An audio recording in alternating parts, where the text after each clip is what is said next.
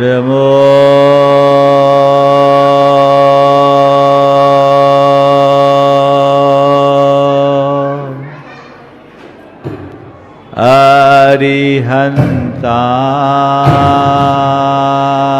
अरिहन्ताणं नमो अरिहन्ताणं नमो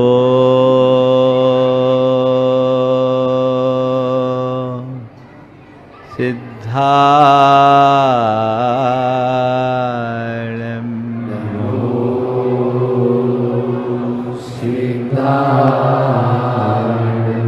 नमो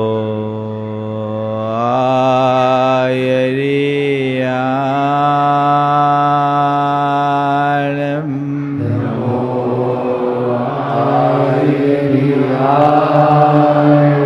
नमो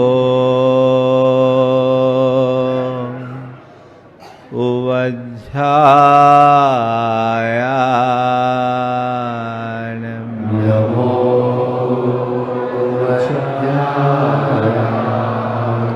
नमो लोये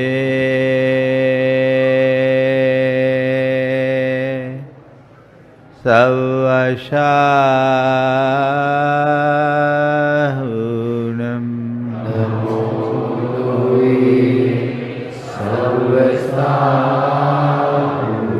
एसो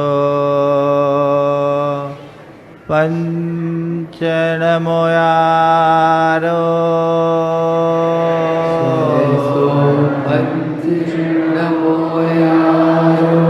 सवपाव पणाशनो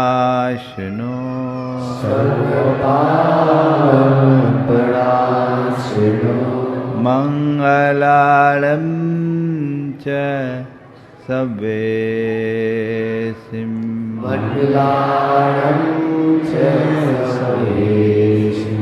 पढ़मं होय मंगलम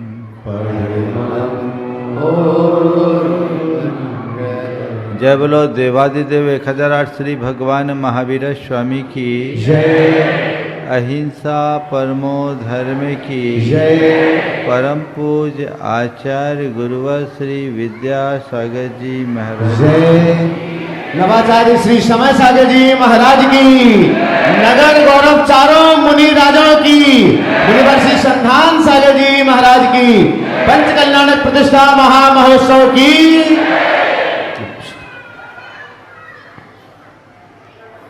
हमने सुना है सूरज के उगते ही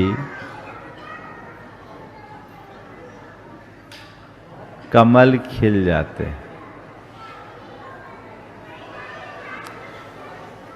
आज आप सबका भी मन खिला खिला नजर आ रहा है।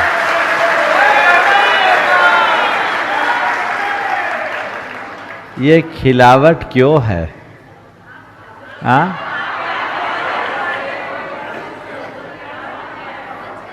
संतों के आगमन से यदि 2 पल को मन खिलता है तो संतों को हृदय में विराज लेने से पूरा जीवन खिल जाता है। सत्संग हमारे जीवन के अंतरंग को बदलता है। निश्चित रूप से बुढ़ार वाले बड़े भाग्यशाली हैं। कोई ना कोई विशेष पुण्य का जोर था जो हमारी गाड़ी दिशा बदल कर इधर आ गई। जाना पश्चिम की ओर था और गाड़ी पूरब की ओर आ गई। मुझे लगता है कि ये कार्य कोरे पुण्य से नहीं हुआ। मुझे ऐसा प्रतीत हो रहा है कि आप लोगों की भावनाओं का कुछ खिंचाव ऐसा था जिसने हमें अपनी ओर खींच लिया। अपने अंतरंग में बस एक ही भाव बनाकर रखना चाहिए। आज हमारा यहाँ आना इस बात का प्रमाण बन गया है कि अच्छे भाव से किए गए कार्य निश्चित सफल होते हैं। कुंडलपुर की ओर जाने के क्रम में मुझे यहाँ मुकेश भाई और सब लोग लेकर आए थे। मंदिर निर्माणाधीन था, लगभग फाइन ट्यून पे था। मुझसे जब निवेदन किया तो मेरे मुख से सहज भाव से निकल गया कि यदि इधर से लौटा तो देख लेंगे।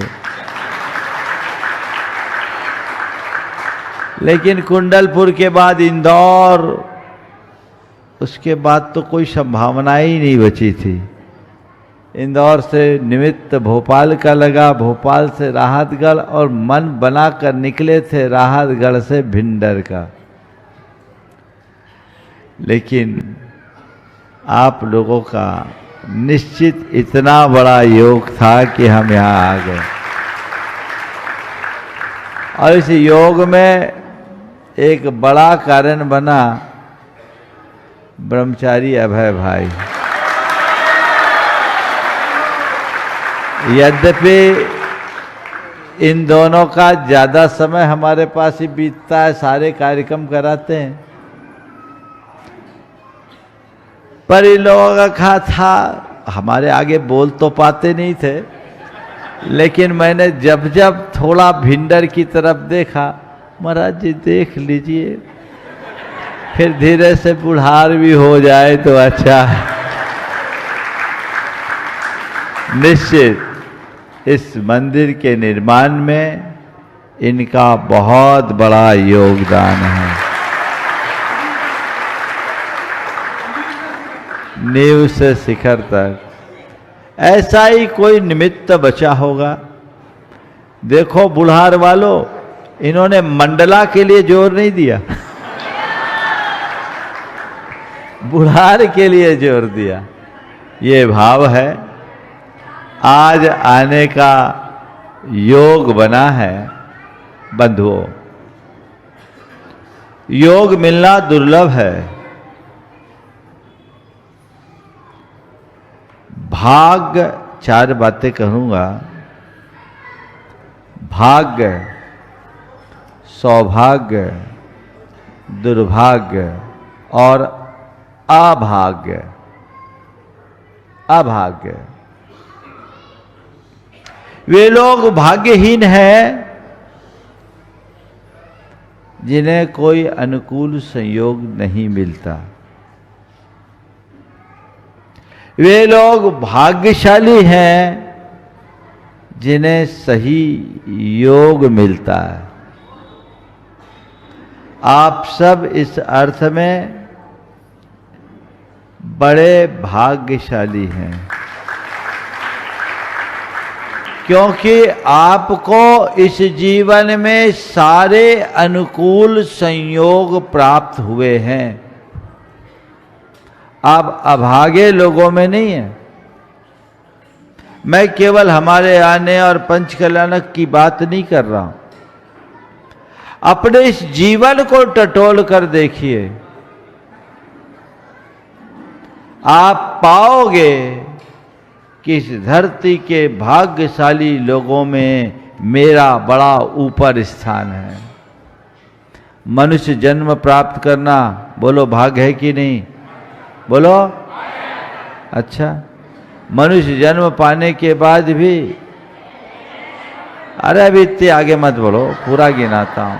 आज तुम्हारे भाग्य की लिस्ट बनाता हूं। मनुष्य जन्म पाया, मनुष्य जन्म पाने के बाद माँ बाप का साया मिला, भाग्य है कि नहीं?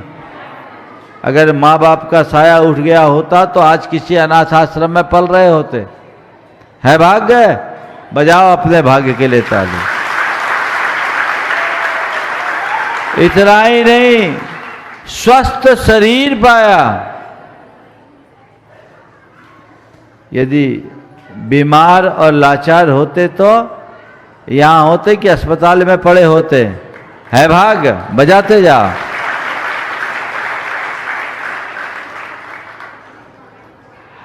अच्छी बुद्धि पाई, पढ़ लिख कर योग बने, अनपढ़ गंवार नहीं है। यदि मंद बुद्धि होते तो है भाग्य। इतना ही नहीं, धन संपन्नता पाई। अगर धनहीन होते तो भिखारी बनते फिरते होते। हो भाग्यशाली। अरे इतने सेठ बने हो, जोर से तो बजाओ। इतना ही नहीं, अच्छे संस्कार पाए। अगर संस्कार विहीन होते तो लुच्चे, लफंगे, आवारा और मवालियों की तरह फिरते होते। तुम एक सभ्य नागरिक की तरह जी रहे हो। है भाग्य। कितने भाग्य गिनाऊं। तुम्हें ऐसे परिवार में जन्म लेने का सौभाग्य मिला है जिसके डीएनए में अहिंसा है, जिसमें पीढ़ियों से कभी हिंसा नहीं हुई। है भाग्य।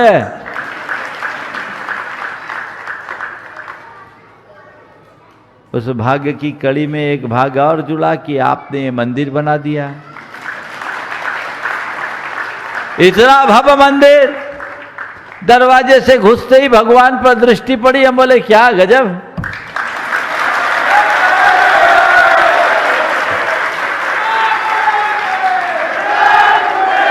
और फिर पंचकल्याणक करने का योग। है भाग्य।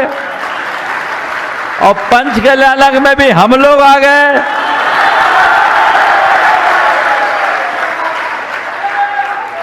ये सब है योग। ये क्या है? भाग्य मिला जगह। लेकिन ये भाग्य है, अभी सौभाग्य नहीं।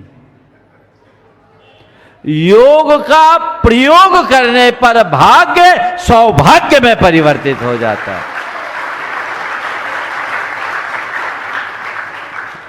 भाग्य से ये सारे योग मिल गए। अब इस भाग्य को सौभाग्य में बदलने के लिए तुम्हें पुरुषार्थ करना पड़ेगा। भाग्य ने तुम्हें अच्छा शरीर दिया, ये योग है। प्रयोग करो, त्याग तप सेवा सद्भावना में अपना जीवन लगाओ तो सौभाग्य बनेगा। भाग्य ने तुम्हें धनी बनाया, ये योग है। प्रयोग, दान और परोपकार में उसका उपयोग करो, ये प्रयोग है। भाग्य ने तुम्हें मंदिर दिलवाया, योग है। प्रयोग, रोज भगवान की सेवा पूजा करो, ये प्रयोग है। तो तुम्हें भाग्य से जो मिला है, अब उसका सही प्रयोग करने का अवसर मिला है। आज आप लोगों को यहां चुनाव है, और जब कभी चुनाव होता है तो चुनावी हलचल बड़ी तेज होती, सरगर्मियां बढ़ जाती।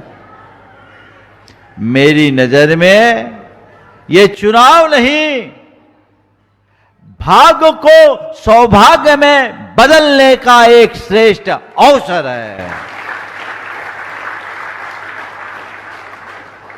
देखो किसका भाग्यवान तो सब है, अभागे कोई नहीं है। अभागे होते तो यहां काहे आते।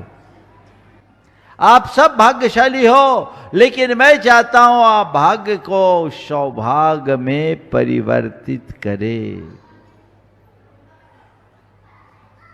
जो जीवन में उपलब्ध संयोगों का सही प्रयोग करते हैं, उनका भाग्य सौभाग्य में परिवर्तित होता है, और जो योग का प्रयोग नहीं करते वे सब दुर्भाग्य के शिकार हो जाते हैं।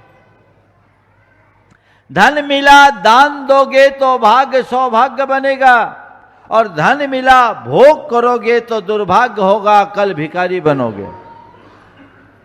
आज सड़क चलते जितने भिखारी दिखते हैं ना, वो तुमसे भीख नहीं मांगते, तुम्हें एक सीख देते हैं। क्या बोल रहा हूं? सड़क चलते भिखारी तुमसे भीख नहीं मांगते, वो सीख देते हैं। वे कहते भैया दान दो और तर जाओ, मैंने दान नहीं दिया तो भिखारी बन गया। योग का सही प्रयोग किया होता तो आज मैं तुम्हारी तरह सेठ बनता। सेठ बनकर मैंने सही प्रयोग नहीं किया, भिखारी बन गया। आज भी जो सेठ हैं सही प्रयोग करेंगे तो कल और महासेठ बनेंगे, और यदि उसका दुरुपयोग करेंगे तो भिखारी बनने में कोई देर नहीं लगेगी। योग का प्रयोग कर लो। जीवन में उपलब्ध अवसर का जो लाभ उठाते हैं वे ही अपने जीवन को सार्थक बना पाते हैं। कई बार लोग हाथ आए अवसर को चूक जाते हैं, बाद में कहते क्या करूं, भाग्य ने साथ नहीं दिया या मेरा बड़ा दुर्भाग्य रहा। अब भाग्य को कोस कर क्या पाओगे? जब करने का वक्त था तब तो किया नहीं। तो आज आप सब लोगों ने इतना भव्य मंदिर बनाया, पंच कल्याणक के लिए अपार उत्साह भी दिख रहा है, और लक्षण तो मैंने आज ही देख लिया। आज जिस उत्साह की अभिव्यक्ति आप लोगों ने की है उसने इस बात को प्रमाणित कर दिया कि आप सबके हृदय में देव, गुरु और धर्म के प्रति श्रद्धा कूट कूट कर भरी है।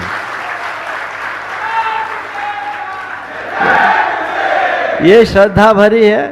अब उपयोग क्या है, किसको? सौधर्मिंद्र तो कोई एक ही बनेगा, ऐसी व्यवस्था तो नहीं है कि पूरे गांव को सौधर्मिंद्र बना दें। बना सकते हैं, उत्ते मंदिर बनाओ, उत्ते पंचकल्याणक कराओ। हमने सुना 25 वर्ष पहले यहाँ पंचकल्याणक हुआ। चिन्मय सागर जी महाराज के सानिध्य में। अब 25 साल बाद योग बना है। अब अगले 25 साल बाद कब योग बनेगा कौन जानता है। और पंचकल्याणक होगा, पर हम तुम रहेंगे नहीं रहेंगे कोई पता है क्या? तो मौका है, चूकियो मत। कोई एक को बनना है ना। आप अपने द्रव्य का सही उपयोग कर लो। गांव के गांव में ये मौका बड़ी मुश्किल से मिलता है। बाहर जाकर कहीं बन पाओ न बन पाओ कौन जानता है, पर जो ये अवसर मिल रहा है चूकना मत। पंच कल्याणक का सबसे प्रमुख पात्र होता है सौधर्म इंद्र। जैसे एक जीवन में भगवान के पंचपाचों कल्याणक करने का अवसर प्राप्त होता है, साक्षात सौधर्मेंद्र कहते हैं एक भवावतारी होता है। मैंने पाया है कि जो जो शुद्ध मन से पंचकल्याणक में भाग लिया और सौधर्मेंद्र बना है,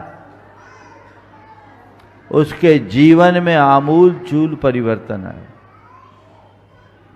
एक जगह की बात, एक आदमी बोली लग रही थी, सौधर्मेंद्र की बोली ले लिया। बहुत पुरानी बात है और उस समय की बोलियों में मोटी बोली थी, और एक ऐसे आदमी के नाम बोली खुली जो शराबी था।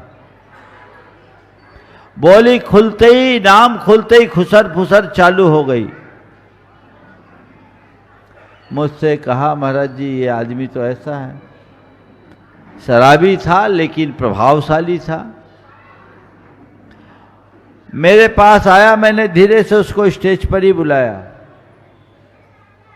और मैंने कहा देख भाई, आज तेरा प्रबल पुण्य का योग बना है, तुझे सौधर्मिंद बनने का सौभाग्य मिल रहा है। ये तू पैसों से नहीं बना, तेरा पुण्य तुझे बनाया है। बस मैं एक ही बात कहता हूं, अभी जिन हाथों से तूने श्रीफल ले लिया है सौधर्मिंद चढ़ाने बनने का, अब संकल्प कर ले कि इन हाथों से कभी बोतल नहीं छूऊंगा। उसके आंखों में आंसू, बोले महाराज मेरा उद्धार करो, मैं तरना चाहता हूं।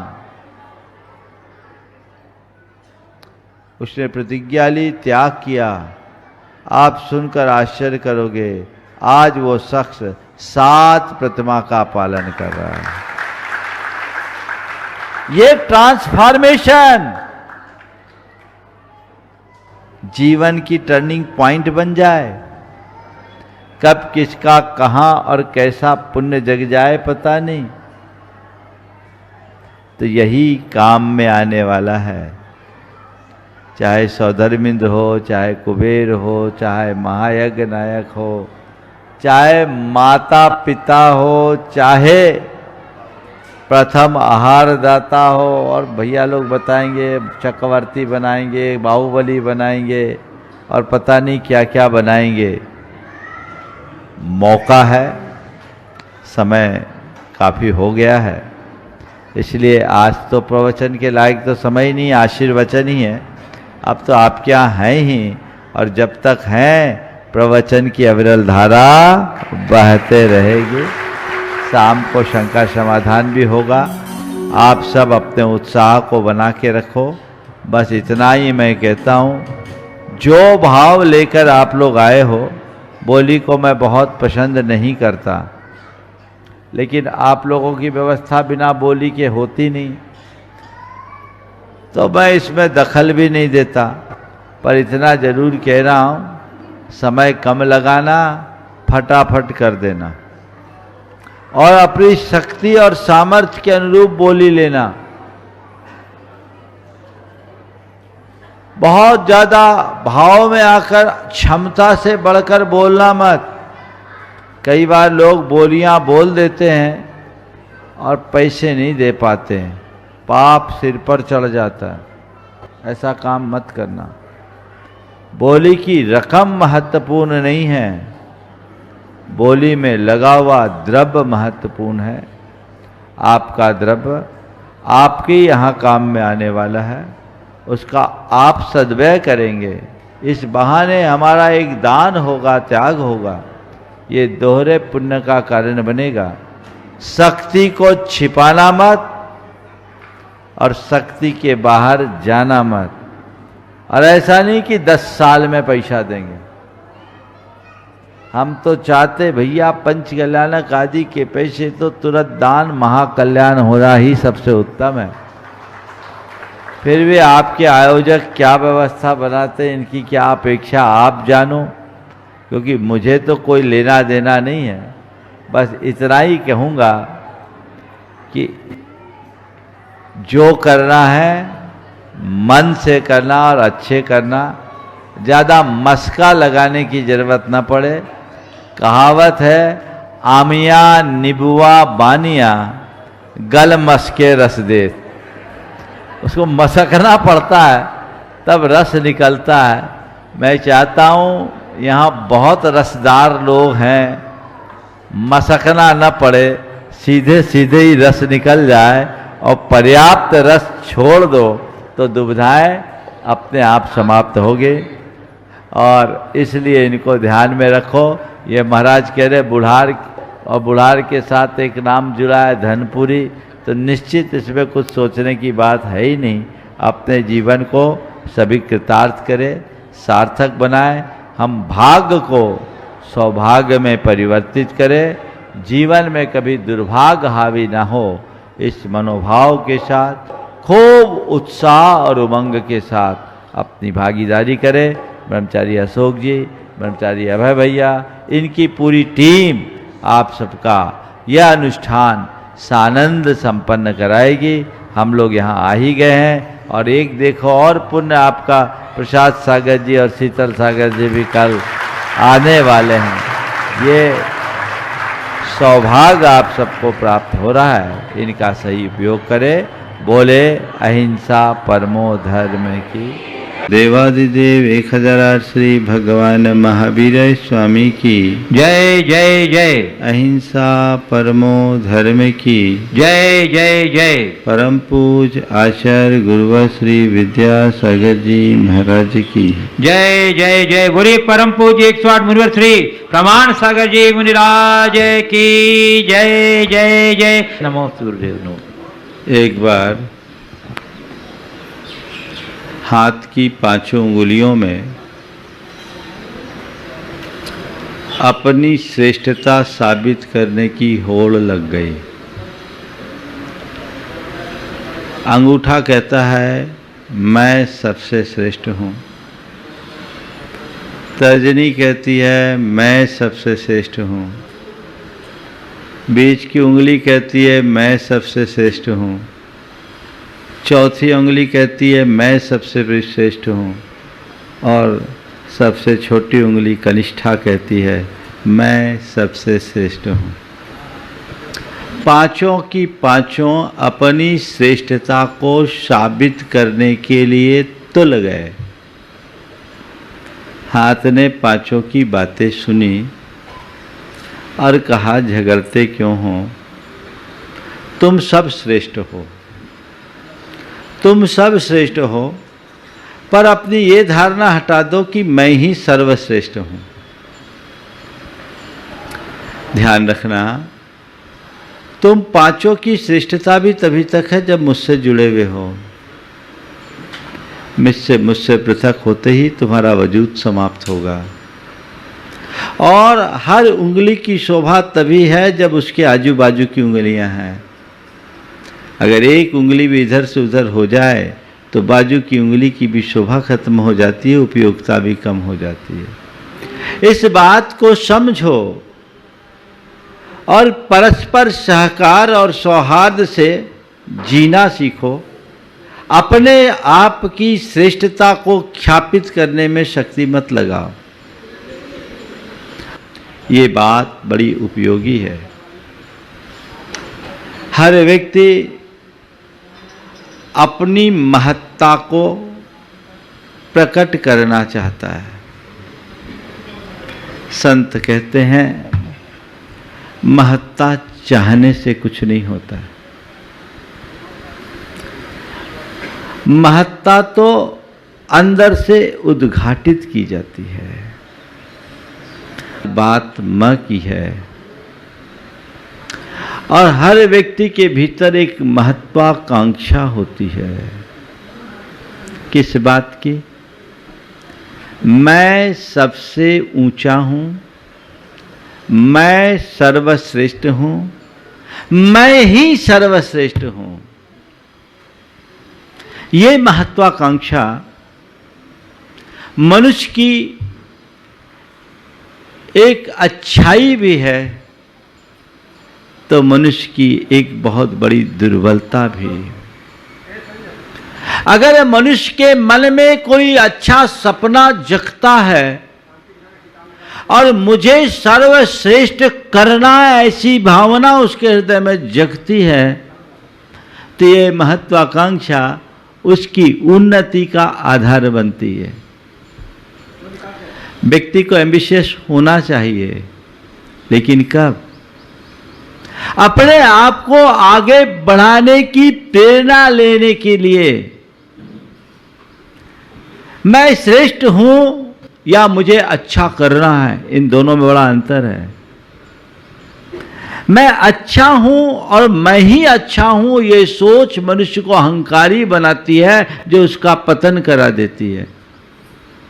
और मुझे अच्छे से अच्छा करना, ये सोच मनुष्य को उद्यमी बनाती है और ऊंचाई तक पहुंचाती है।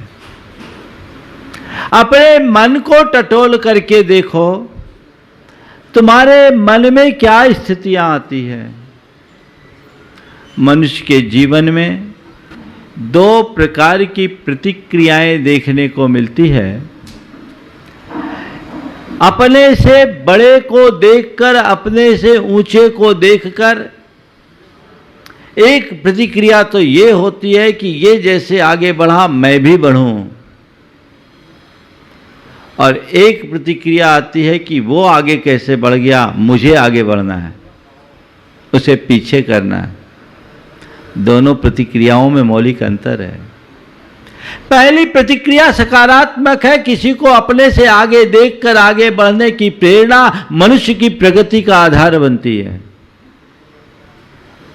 और किसी को आगे बढ़ता देखकर मन में जलन कुलन का भाव होना मनुष्य के पतन का कारण बन जाता है। अपनी मानसिकता को टटोल करके देखो कि मेरे अंदर क्या होता है। संसार में जो अहंकारी प्रवृत्ति के लोग होते हैं वे अपने से आगे बढ़े देख के लोगों को जलते हैं, और जिनके जीवन में विनम्रता का भाव होता है वो अपने से आगे बढ़ते हुए लोगों को देखकर उससे प्रेरणा पाते हैं। आज बात म की है और 4 बातें आप सबसे करूंगा महत्वाकांक्षा के संबंध में।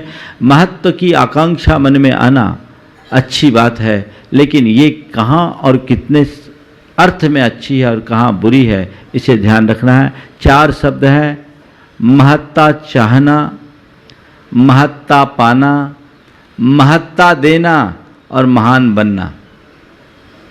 महत्ता चाहना, महत्ता पाना, महत्ता देना और महान बनना। ऐसा कोई व्यक्ति इस दुनिया में नहीं है जो महत्ता नहीं चाहता। चाहता ना, हर व्यक्ति ये चाहता मुझे इम्पोर्टेंस मिले। बड़ों की बात तो जाने दीजिए, एक छोटे बच्चे के मन में भी ये बात होती है। अगर घर में 2 बच्चे हैं, आपने एक से थोड़ा ज़्यादा बात कर ली, दूसरे को थोड़ा कम समय दिया, एक को थोड़ा आपने ज़्यादा महत्व दिया, दूसरे को थोड़ा कम महत्व दिया, तो उसका मुंह उतर जाता है, पापा आप तो हमारे साथ पक्षपात करते हैं, पार्शियलिटी करते हैं, ये ठीक नहीं है। उसको ज़्यादा हमको कम क्यों, सब कोई, उसको कोई नहीं बोलता, मेरे को ही क्यों बोलते, ये बातें आती हैं। ये कमजोरी है। हर व्यक्ति चाहता है कि मेरा स्थान ऊंचा हो। संत कहते हैं किसी के चाहने से किसी को महत्ता नहीं मिलती। मैं कितना भी चाहूं कि दुनिया मुझे सर्वश्रेष्ठ माने, मेरे चाहने से कोई मुझे सर्वश्रेष्ठ मानेगा क्या? कहने को तो सब अपने आप को 30 मार खा समझता है, पर है क्या? नहीं ना। चाहने से महत्ता नहीं मिलती, पर मनुष्य के मन की दुर्बलता है कि वो महत्ता चाहता अधिक है। संत कहते हैं चाहने से महत्ता नहीं मिलती। हाँ, उस व्यक्ति को अपने आप महत्ता की प्राप्ति हो जाती है जिसके जीवन में अच्छाइयाँ होती है, जिसके जीवन में गुण होता है। सद्गुण हो, अच्छाइयाँ हो तो तुम्हें अपने आप महत्व मिलेगा। तुम्हारा जीवन व्यवहार वैसा होगा तो तुम्हें महत्व मिलेगा, और तुम्हारा जीवन व्यवहार रुखा होगा, तुम्हारे जीवन में अच्छाइयाँ नहीं होगी, तुम्हारे जीवन में दोष और दुर्बलताएं होगी, तो कोई तुम्हें महत्व नहीं देगा, बल्कि आ भी जाओगे तो सब तुमसे किनारा काटेगा, तुम अप्रासंगिक महसूस करोगे, तुम्हें कोई इंपॉर्टेंस नहीं। ध्यान रखना, जो व्यक्ति अपने वजूद को मजबूत बनाता है लोग उसे ही महत्व देते हैं, और जिसका वजूद कमज़ोर होता है उसे कहीं कोई महत्व नहीं मिलता। अपने मन को टटोल करके देखो, तुम चाहते हो कि बस मेरे से अच्छा कोई नहीं हो, मैं ही हूं। ये एक नकारात्मक दृष्टिकोण है। महत्ता पाने की चाह मत रखो, महान बनने का उद्यम करो।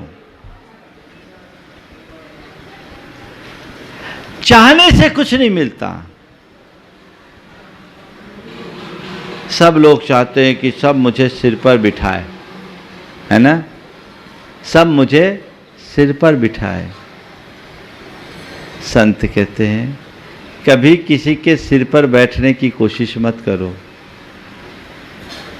कभी किसी के सिर पर बैठने की कोशिश मत करो। ऐसा आचरण और व्यवहार करो कि दुनिया तुम्हें सिर पर बैठाने के लिए बेताब हो उठे। तुम सिर पर बैठने की कोशिश करोगे तो हो सकता है सिर पर बिठाने की जगह लोग तुम्हें पांव तले कुचल दे।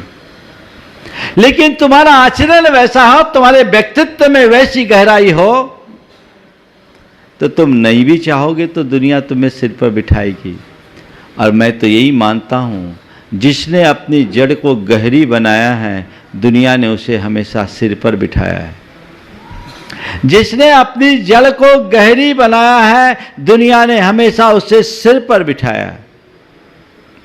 जड़ गहरी बनाओ, विनम्रता को अपने जीवन का आदर्श बनाओ। महत्ता चाहने की बात मन में मत रखो। हां, महत्ता की चाहत नहीं है, पर मैंने महत्ता पाया, अब क्या करूं। बहुत लोग ऐसे होते हैं जिनके जीवन में बड़ी महत्ता होती है, उनके लिए प्रभुता मिलती है, उनको हर जगह महत्व मिलता है, उनके पास ऊंचा ओहदा होता है, ऊंचा पद होता है, और उनके वैसे ही रसूख और रुतबे होते हैं। बड़ा हर आम आदमी की जगह वो बड़ा रसूखदार आदमी होता है, उसको बड़ा महत्व मिलता है। महत्ता तुमने पाई, तुम्हारे अपने विचारों के कारण, तुम्हारे अपने व्यवहार के कारण और तुम्हारे पुराने पुण्य की वजह से तुम्हें महत्ता मिल गई। ये ज्यादा दुर्लभ नहीं है। जो महत्ता चाहते हैं उसे महत्ता मिले, इसकी कोई गारंटी नहीं। लेकिन बहुत लोग हैं जिनको महत्ता मिलती है, पर महत्ता पाने वाले लोग भी दो तरह के होते हैं। एक वे जो महत्ता को पाकर के बौराते हैं, और एक वे जो महत्व को पाकर के भी विनम्र बने रहते हैं। तुम अपनी स्थिति का आकलन करो। अगर तुम्हारे जीवन में कुछ उपलब्धि हुई और तुमने महत्ता को पाने के बाद बौराना शुरू किया है, तो समझ लेना तुम्हारे चेतना का स्तर बहुत निम्न है। अभी तुम अहम की भूमिका में जी रहे हो। यह तुम्हारे व्यक्तित्व को खोखला करेगा। ऐसे लोग बड़े इतराते हुए चलते हैं। थोड़ा सा धन पाले, वैभव पाले तो सोचेंगे मेरे से श्रेष्ठ कोई है ही नहीं। थोड़ा सा पद पाले तो सोचेंगे मुझसे बड़ा कोई है ही नहीं। कई ऐसे लोग होते हैं जो वार्ड कमिश्नर क्या नाम बन जाए और अपने आप को प्राइम मिनिस्टर मानना शुरू कर देता है। थोड़ी सी उपलब्धि में व्यक्ति के अंदर की जो अकड़ होती है, वो उसके जीवन को उखाड़ फेंकती है। अगर महत्ता को पाने के बाद तुम्हारे भीतर अहंकार आ रहा है, तुम्हारे अंदर तुम उसको पाकर के बौरा रहे हो, तो ये मान करके चलना, ये तुम्हारे जीवन का अधोपतन है। ऐसी महत्ता की चाह मनुष्य को नीचे गिरा देती है। लोग ऐसा महत्ता पाने के लिए बहुत कुछ करते हैं। आचार्य श्री का एक हाइकू है, अपमान को सहता आ रहा है मान के लिए। अपमान को सहता आ रहा है मान के लिए। 3 लाइनों का हाइकू होता है, जिसमें पहले में 5 अक्षर, दूसरे में 7 अक्षर और तीसरे में 5 अक्षर होते हैं। मैंने पिछले चातुर्मास में इन पर प्रवचन किए। लेकिन कितनी गहरी बात है, जिसको मान चाहिए, मुझे महत्व मिले, जूते खाने को तैयार है, चाहे जिसकी आरजू मिन्नत करेगा। ये स्थिति है। जिस व्यक्ति के भीतर महत्ता की प्रबल भूख होती है, वह किसी स्तर तक चला जाता है, और महत्ता पा जाने के बाद उसके जीवन का कोई स्तर नहीं होता। ऐसे व्यक्ति के जीवन में हर पल क्षुद्रताएं प्रकट होती है। उसका व्यक्तित्व बड़ा उथला माना जाता है। अपने जीवन को ऐसा कभी मत बनाना। महत्ता की चाह करने से महत्ता नहीं मिलती, और कदाचित महत्ता मिल भी गई और महत्ता तुमने पा लिया, तुम्हें महत्व मिल रहा है और उसमें भी तुम अभिमानी बन रहे हो, तो तुम अपने महत्व का दुरुपयोग कर रहे हो। महत्ता पाने का सबसे सकारात्मक रूप क्या है? तुम जितने ऊंचे बनो उतने विनम्र बनो। जितने ऊंचे उठे उतना विनम्र बनो। अगर तुमने महत्ता पाई है, अच्छी बात, ये तुम्हारी उपलब्धि है, पर उसके साथ ध्यान रखो, महत्ता पाया तो तुम्हारी महत्ता की सार्थकता तभी है जब तुम औरों को महत्व दोगे। औरों को महत्व दोगे, सामने वाले को महत्व दोगे, तो अपने आप को ही सब कुछ मान बैठोगे तो तुम कुछ नहीं रह पाओगे। क्या करते हैं हम? अपने मन को टटोले, मैं अपने आगे औरों को कुछ गिनता हूं या अपने आप को ही सब कुछ समझता हूं? अगर मेरी दृष्टि में और है और उनका महत्व है तो समझना मेरे भीतर अभी विनम्रता शेष है, और मेरे सामने से सब हट गया, केवल मैं हूं, तो यही तो मैं अहंकार की अभिव्यक्ति है। बस मैं ही सब कुछ, मेरे आगे लगता क्या है? कई बार ऐसा होता है, जो व्यक्ति क्षुद्र प्रवृत्ति के होते हैं वो औरों को कभी महत्व नहीं देते, और जो व्यक्ति गंभीर और विनम्र होते हैं वो किसी का महत्व कभी कम नहीं आंकते, हर किसी को महत्व देते हैं। वो कितना भी बड़ा आदमी हो, सच्चे अर्थों में बड़ा आदमी वही है जो छोटे का भी मान रखना जानता है। हम जब कभी विनम्रता की बात करते हैं तो हम यही कहते हैं कि बड़ों का बहुमान करो, पर मैं कहता हूं ये विनम्रता की अधूरी परिभाषा है। विनम्रता का अर्थ केवल बड़ों का बहुमान करना नहीं, छोटों का मान रखना भी विनम्रता की पहचान है। तुमने बड़ों का बहुमान किया, अच्छी बात है, छोटों का मान तुम रख पा रहे हो कि नहीं? यदि नहीं रख पा रहे हो तो तुम्हारा स्थान भी अभी अभिमानियों के बीच है। एक विनम्र आदमी सबको साथ लेकर चलता है। तो मैं महत्ता चाहूं, महत्ता पाऊं, पा लिया, महत्ता देना सीखें, औरों को महत्व देना सीखें। कोई भी व्यक्ति उसे कभी कमतर ना आके, भले तुम्हारे घर का वो सेवक क्यों ना हो, कुछ उसमें भी अच्छाइयां, उसके भी गुण हैं, और उस गुण के बिना तुम्हारा काम नहीं चल सकता, इसलिए उसे कभी नाचीज मत समझना, उसको भी उतना ही मान देना। मेरे संपर्क में ऐसे अनेक लोग हैं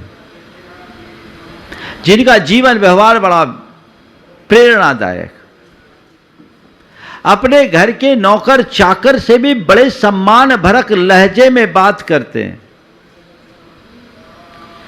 अपने घर के नौकर को भी सेवक जी बुला करके कहते हैं।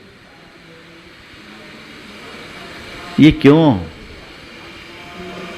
हमारी भाषा में, बोली में, व्यवहार में विनम्रता झलकनी चाहिए, और ऐसी विनम्रता जब झलकती है तब हमारे जीवन का पथ प्रशस्त होता है। लेकिन जिनका व्यक्तित्व उथला होता है वो तो अकड़ते चलते हैं, अकड़ते चलते हैं। ये अकड़ अच्छी बात नहीं है। आज की तारीख में तय करो कि मैं चाहे कितनी भी ऊंचाई तक क्यों ना पहुंच जाऊं, मुझे अपनी जड़ों से जुड़े रहना है। अगर मुझे कहीं कुछ उपलब्धियां मिली है, मैंने कुछ उपलब्धियां अर्जित की है, तो मैं उनका उपयोग करूं, उपभोग करूं, पर अभिमान न करूं। मैं औरों को महत्व देना सीखूं। अपने को ही सब कुछ मान बैठूंगा तो कल मेरे सामने बड़ी विषम स्थितियां भी आ सकती है।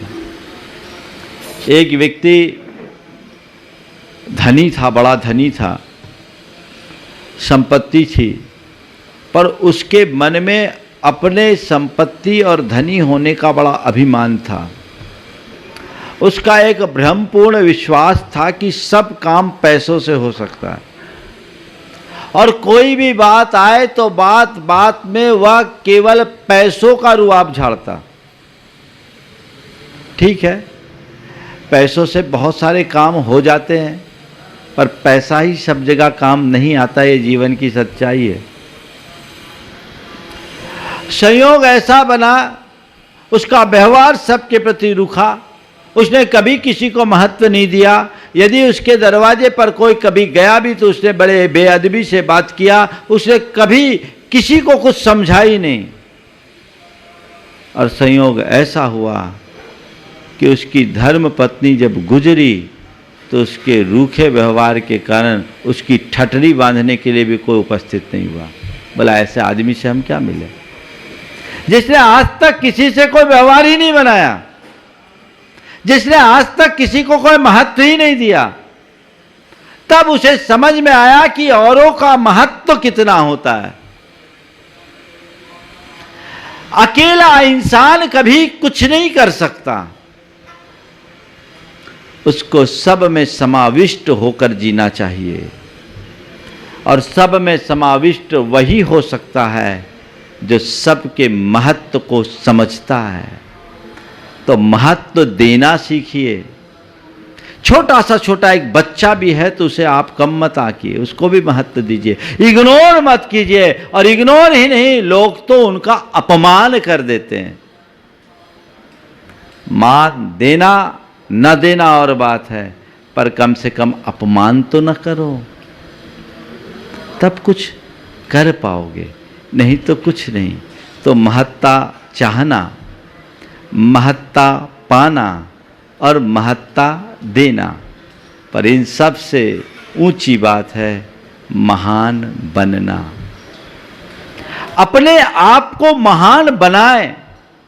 बाहर की उपलब्धियां महत्व मनुष्य को महत्ता दिलाती है, और अंदर का गुणात्मक परिवर्तन मनुष्य को महान बनाता है।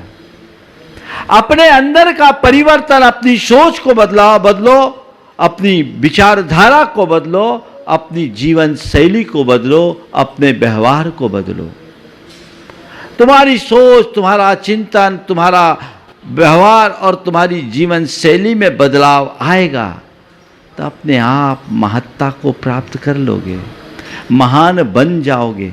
चाहने से कुछ नहीं होता। एक मंदिर में भगवान की मूर्ति विराजमान थी और पास में ही खंबा था।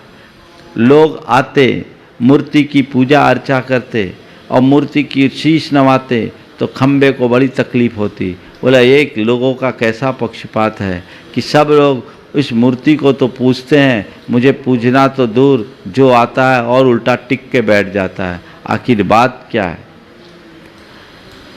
आखिर बात क्या है? लोगों का कैसा पक्षपात है? खंबा बड़ा परेशान होता था। खंबा यही चाहता था कि मुझे भी मूर्ति की तरह पूजा जाए, मुझे भी मूर्ति की भांति पूजा जाए। अब क्या है? चाहने से तो कुछ नहीं होता। खंबा परेशान, लोग आए, खंबे की तरफ देखे भी नहीं, भगवान के दर्शन करे और चले जाए। एक दिन दोपहर के समय जब मंदिर में भीड़ भाड़ नहीं थी तो खंबा ने अपने अंदर की पीड़ा मूर्ति के सामने प्रकट कर दिया। कहा कि बहन देखो, लोगों का एक ऐसा पक्षपात है,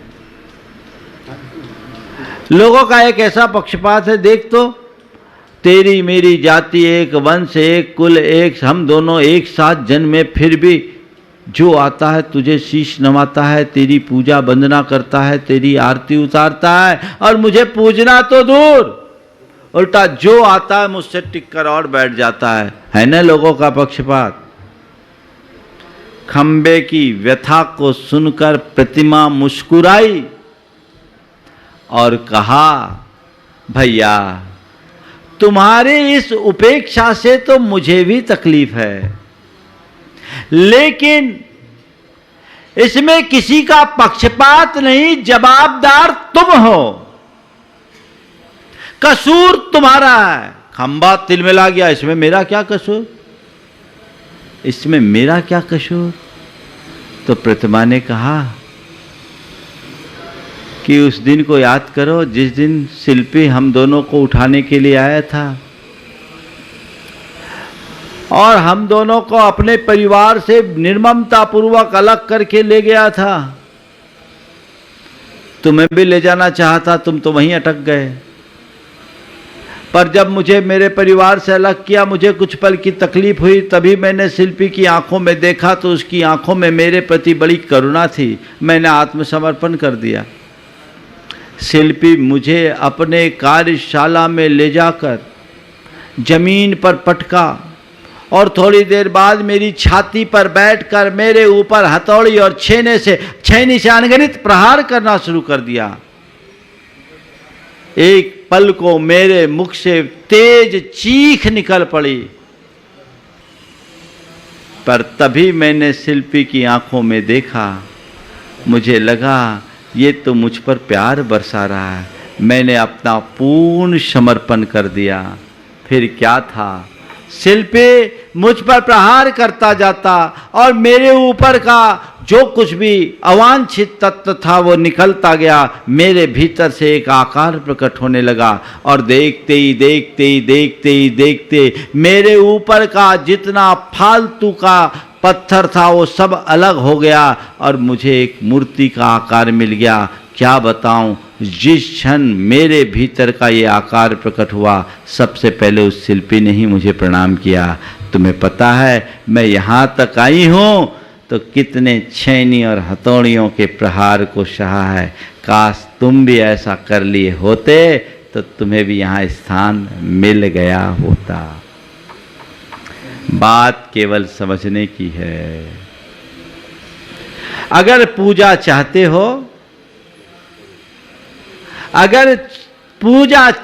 हो तो प्रहार झेलने के लिए तैयार रहो। अपने अच्छाइयों को उद्घाटित करो, बुराइयों को दूर करो, खुद को तराशने की कोशिश करो। किसी की पंक्तियां हैं, बड़ी सार्थ है। बुतों शाबाश जमाने में तरक्की इसको कहते हैं। बुत यानी मूर्ति। बुतों शाबाश जमाने में तरक्की इसको कहते हैं। न तरासा था तो पत्थर थे, तरासा तो खुदा निकले। अपने आप को तराशो, अपना लक्ष्य बनाओ कि मुझे अपने इस जीवन में अपने दोषों और दुर्बलताओं को दूर करना है। मैं अपनी बुराइयों को खत्म करूंगा, अच्छाइयों का विकास करूंगा। महानता तो अपने आप आएगी। आजकल ऐसा तो कोई चाहते नहीं, करना कुछ नहीं चाहते, पाना सब चाहते हैं। क्रेडिट पूरी मुझे मिले, करना मुझे कुछ ना पड़े। कैसे संभव है? जो करेगा यथार्थ में वही पाने का भी हकदार है। इसलिए अपने गुणों का विकास करिए, जीवन में बदलाव लाइए और आगे बढ़ने का प्रयास कीजिए। तो महत्वाकांक्षा की बात मैं आप सबसे कह रहा हूं। तो महत्व, औरों से महत्व मिले ऐसी महत्वाकांक्षा मन में मत लाइए। मेरे हृदय में महान बनने की प्रेरणा मिले, मैं कुछ अच्छा करने का सपना देखूं, अच्छा करने का संकल्प जगाऊं, अच्छा करने की इच्छा जगाऊं, ये महत्वाकांक्षा तुम्हारे जीवन में निखार लाएगी। पर सब कुछ मुझे ही हो तो ये जीवन को नरक बना देगी। आज घर परिवार में यही हो रहा है। व्यक्तिगत महत्वाकांक्षा के कारण पूरे परिवार को लोग नरक बना रहे हैं। परिवार हो, समाज हो, दुनिया में कोई क्षेत्र हो, जीवन व्यवहार का कोई क्षेत्र हो, जहां व्यक्तिगत महत्वाकांक्षा हावी होती है, वहां मनुष्य की सुख शांति की बलि चढ़ जाती है। और फिर कहीं कहीं तो अति महत्वाकांक्षा और भयानक हो जाती है। इससे बचे, अति महत्वाकांक्षा से बचे, कुंठित महत्वाकांक्षा से बचे, सकारात्मक महत्वाकांक्षा रखे, कुछ आगे बढ़ने की बात करे, तब जीवन में कुछ हो सकता है। कई लोगों की स्थिति बड़ी आशास्पद होती है। जब मैं स्कूल में पढ़ता था तब एक कहानी आई थी, अखबार में नाम, वो कुंठित महत्वाकांक्षा पर कहानी थी, शायद फणीश्वरनाथ रेणु की थी। अखबार में नाम, बड़ी रोचक कहानी आज मैं सुना रहा हूँ और वो कहानी मेरे लिए एक बड़ी प्रेरणा बनी। स्कूल था और स्कूल में एक बच्चा ड्रिल के पीरियड में मूर्छित हो जाता, बेहोश हो जाता है तो पूरे स्कूल में सनसनी फैल जाती। पूरे स्कूल में उस बच्चे का नाम आ जाता है। उसी स्कूल में गुरुदास नाम का लड़का पढ़ता था। उसके मन में विचार आया कि मेरा नाम भी पूरे स्कूल में हो। अब मेरा नाम पूरे स्कूल में हो तो क्या हो। वो लड़का इतना होशियार था कि गणित में कभी आंसर सही नहीं आता और इतिहास में कभी ईस्वी याद नहीं रखती। विज्ञान और अंग्रेजी तो जानता ही नहीं था। खींच तान करके पढ़ लिख करके वो आगे बढ़ा और एक चपरासी बन गया। चपरासी बना पर उसके मन में उसकी इच्छा बढ़ी, अपने नाम की इच्छा कि मेरा नाम आगे बढ़े। और स्कूल में नाम की जो इच्छा थी वो बढ़ते बढ़ते अखबार में नाम लाने की आ गई। मेरा नाम अखबार में छपे, मेरा नाम अखबार में छपे। तो अखबार में हर किसी का नाम तो छपता नहीं, कुछ काम करो। वो उसमें कोई हुनर था नहीं, नाम कैसे छपे, लेकिन रोज वो अखबार पढ़ता, तरकीब सोचता, किसी भी तरह मेरा नाम अखबार में छपे, किसी भी तरह मेरा नाम अखबार में छपे। कभी कभी उसके मन में आता कि मैं कोई अपराध कर लूं, उसी बहाने मेरा नाम छप जाए, अपराध कर लूं उसी बहाने मेरा नाम छप जाए। पर अपराध करने के लिए भी तो साहस चाहिए, साहस नहीं था, वो नहीं कर पाता। एक दिन इसी उधेड़बुन में चला जा रहा था और एक कार की चपेट में आ गया। उसके पैर में चोट लगी, हड्डी टूट गई। कार एक वकील साहब की थी। वकील साहब बड़े भले आदमी थे। वे कार से नीचे उतरे और उसको अपनी गाड़ी में बिठा करके हॉस्पिटलाइज करा दिए। दूसरे दिन वो उससे मिलने के लिए गए। मिलने के लिए गए तो उनके हाथ में अखबार था। वकील साहब के हाथ के अखबार को गुरुदास बड़ी ललचाई दृष्टि से देख रहा। कुशल क्षेम पूछकर जब वकील साहब जाने लगे तो गुरुदास ने पूछा आपके हाथ में क्या? बोला अखबार। बोला आज का ही? बोला हाँ आज का ही अखबार है। फिर तो इसमें मेरा नाम आया होगा, कल की घटना। नहीं मैंने उसे उचित नहीं समझा। वो एकदम निराश हो गया। बोले घबराए नहीं। वकील साहब ने उसके मनोभाव को ताल लिया। बोले कल के अखबार में छप जाएगा। दूसरे दिन वकील साहब अखबार लेकर पहुँचे। अखबार में सुर्खियों में छपा था। अखबार में नाम लाने के लिए स्वयं को कार के नीचे धकेला। वो अखबार से ही अपना मुंह ढक कर रह गया। तो ये जो चीज़ें हैं, अपने नाम के लिए किसी भी स्तर पर जाने की बात। तो जब हम लोगों का प्री बोर्ड टेस्ट हुआ था तो ये प्रश्न आया था कि गुरुदास की महत्वाकांक्षा की समीक्षा कीजिए, क्या आपके अंदर भी कोई महत्वाकांक्षा है? तो मैंने उस समय गुरुदास की महत्वाकांक्षा को कुंठित महत्वाकांक्षा निरूपित किया था और इससे बचना चाहिए। और महत्वाकांक्षा की सकारात्मक रूप की व्याख्या करते हुए कहा था कि जीवन में कुछ अतिरिक्त करने और अच्छा बनने की आकांक्षा ही मेरे जीवन की सबसे बड़ी महत्वाकांक्षा है। और वो बीज आज मुझे यहाँ तक पहुँचाया।